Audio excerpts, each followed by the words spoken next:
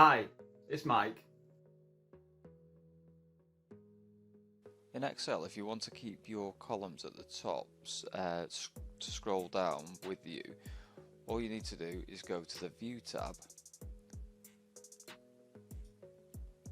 select Freeze Panes and then Freeze Top Row, and that will keep the top column there so you can scroll down while still viewing what the header is.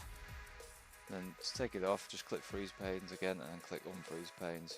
There are also other options where you can freeze the first column, or you can freeze certain panes that you select. Thanks for watching. I hope you found this tutorial helpful. If you would like help with other Microsoft tools or programs, please check out our knowledge base portal or contact us with your request.